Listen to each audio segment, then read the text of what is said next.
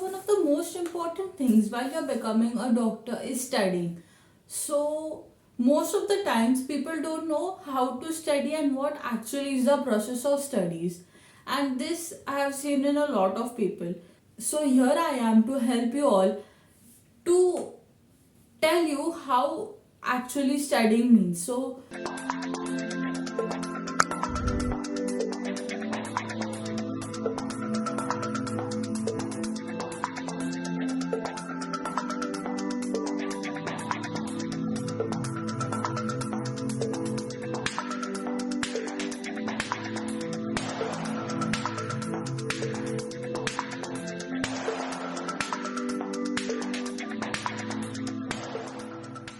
hey Inspirers, welcome back to my channel. So today I'll be telling you how to study and what are my methods that I use for studying.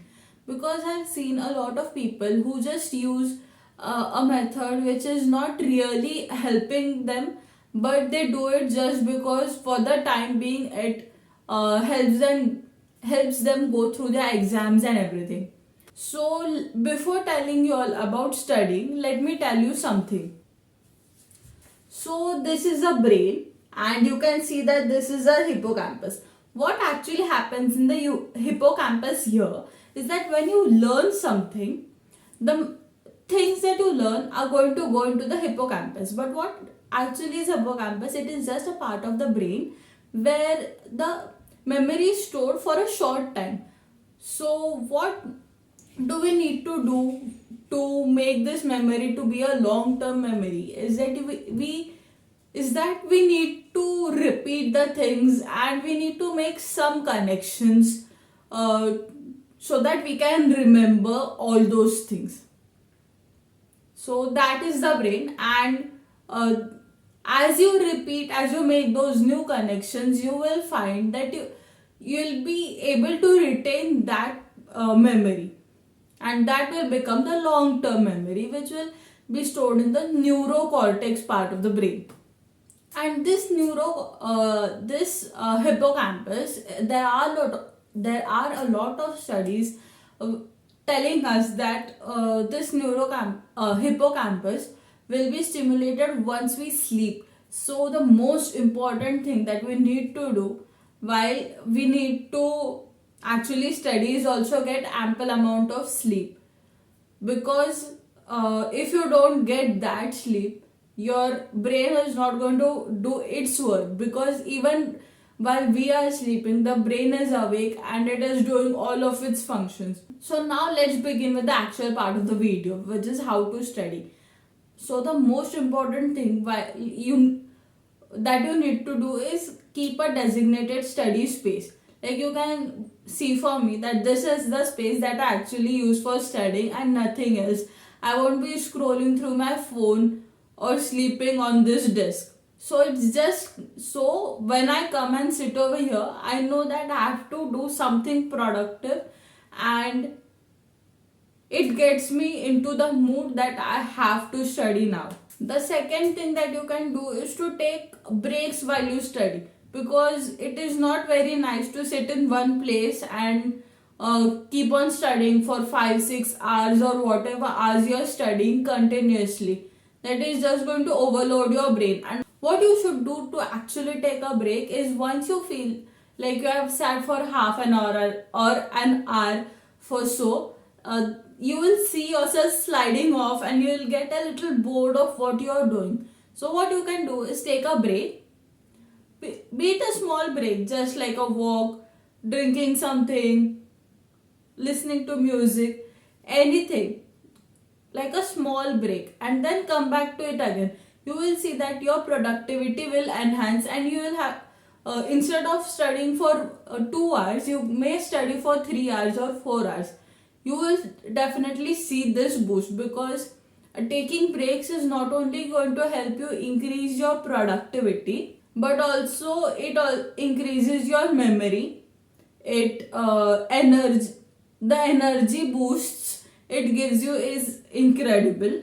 There will be decreased stress, and if you go for a walk or anything, then you will see that there will be some health benefits to it. Also, it boosts performance and its creativity.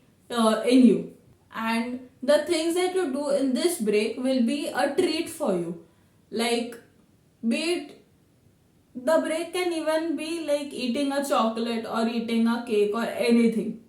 And the next one is that you should know the concept instead of knowing the facts. Like, we all know here is the stomach, but does everyone know that the stomach, what it does, what happens in the stomach, and everything? That is what you should know, because a lot of times the facts will help you just to go through the exams, but it won't really help you to like memorize the things, and you'll be forgetting those facts after a while. Like, you'll remember it for 3 to 4 days and then again you'll forget it. So one more method of studying is making flashcards while you study, and then you'll keep on testing yourself on how you perform with those flashcards. And sometimes what you can do while using those flashcards is putting in 2 to 3 different topics or 2 or 3 different subjects. What happens over here is that you will be able to like connect that information to some other topic or some other subject, and that will help you to retain the memory more better. And why to use flashcards is that it just has some function in your brain. I don't know why this happens, but you temporarily forget the thing and then you again retrieve when you watch the answers back again. So that temporary forgetting and retrieving of your memory is going to help you retain the memory for a longer period of time. And one more thing that you need to do is spaced repetition. You need to block a few days, like these are the days you're going to revise everything that you have studied, and be it after a week, and then after 2 weeks, and then after 3 weeks. Until then you will be more than confident than in that topic. So now let me tell you that there is a cycle to learning, and that cycle is a 3C cycle. So what are these 3C's?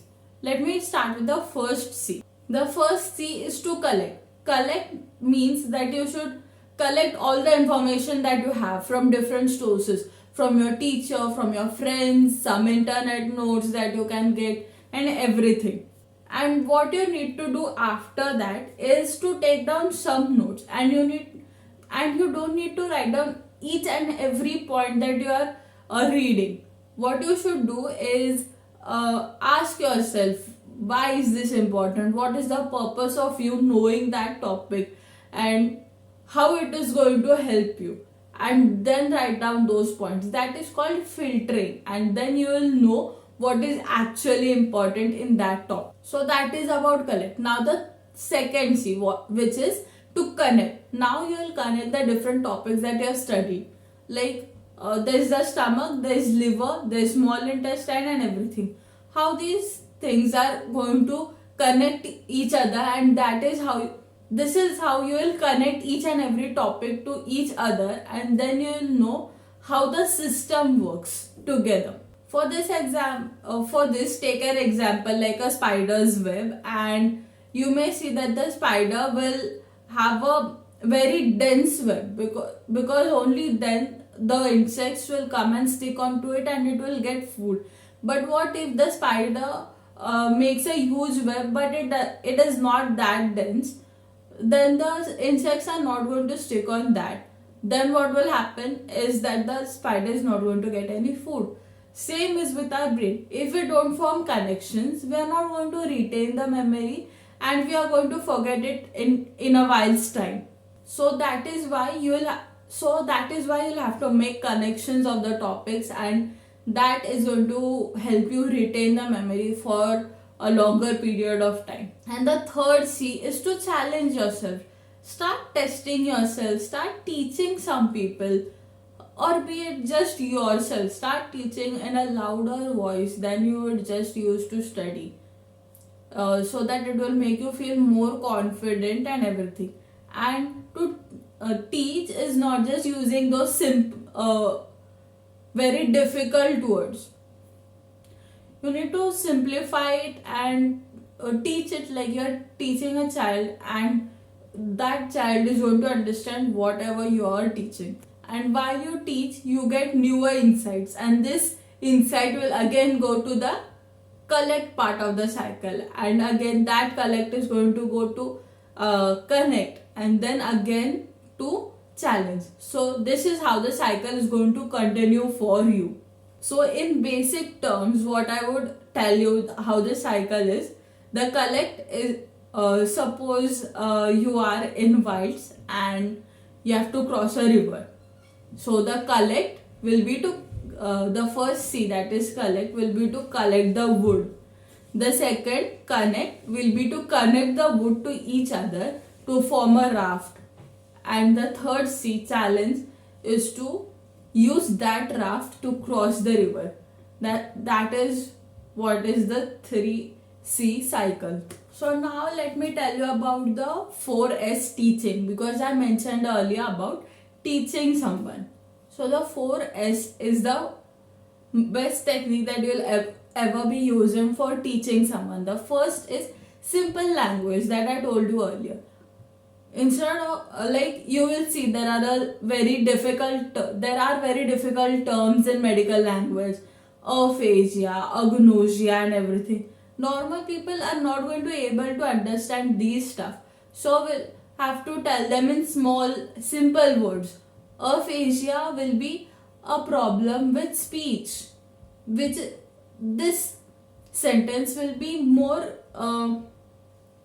informative and more useful for the common people, instead of using aphasia, which they are not going to understand what you are talking about. So the second part of teaching is using a stage. That is that you should not use your notes or anything while you teach someone. This teaching is only going to be from your memory. And the third S is sketching or making pictures, making mind maps and everything. These making pictures and making mind maps helps you to connect the information. Like if you have seen my notes before, as I've posted some of my notes, I have made some videos regarding the notes.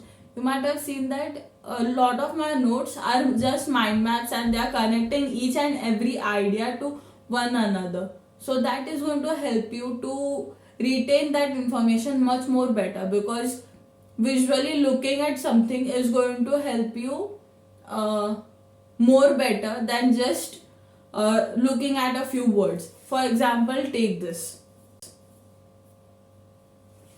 Look at this image for 10 seconds.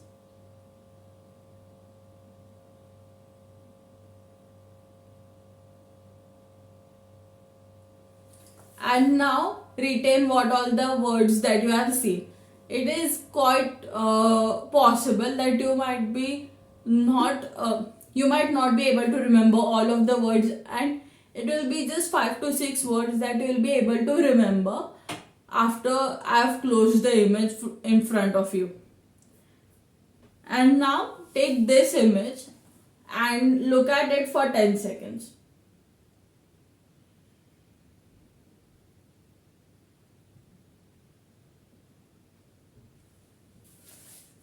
And now try to retrieve all the information that you have read in that image. It is 100% more possible that you might be able to retrieve this information much more better than the past image that you saw. This is because our brain will learn visually more than instead of just reading words. So now let's go to the fourth S, which is stumble. So what you do for this is just ask someone to ask random questions. There will be chances that you might have forgotten what you have learned, but what happens is when you again go and revise that point is going to be in your memory for longer periods, because that will be done in front of people, and you will be on the spot, and it is also going to help you to identify the memory gap that you have, or the knowledge gap. So there are two techniques in which you can teach. One is the Feynman technique and the whole part whole technique. What is the Feynman technique? here you tell that there is this concept and then you simplify it. For example, take cholecystitis. What is cholecystitis? Is stones in the gallbladder. What are these stones of? So what happens over here is the stones block the opening of the gallbladder which enters into the small intestine. And what happens when the gallbladder tries to push on the stones? There will be pain. And what happens when the gallbladder is not able to empty out its content? It is going to inflame. That is what is cholecystitis. So this teaching is through Feynman method. Now let's talk about whole part whole method. So we know we are studying the topic cholecystitis. Now there is a gallbladder. The gallbladder contains bile. This bile goes into the small intestine to help digest fats. And what is done in the gallbladder is that it concentrates the bile. And sometimes when there is a high cholesterol or some high content in the bile, it may form stones. And these stones can go and stop at the neck of the gallbladder. And what happens then is that the bile is not going to enter the gallbladder.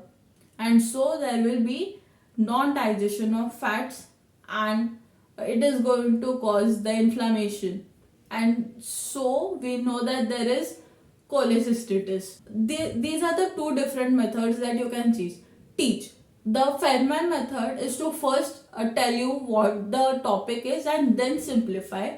And the whole part whole method is to connect the topics. Like you'll start in a simple language and then you'll connect it to a better whole thing. And then you'll tell what the actual topic is. So that is it for today's video. I hope this helps. And I'll also link one of my other videos where I've explained a lot of other different methods that I use, which was made previously. I'll see you in the next video. Until then, keep inspired.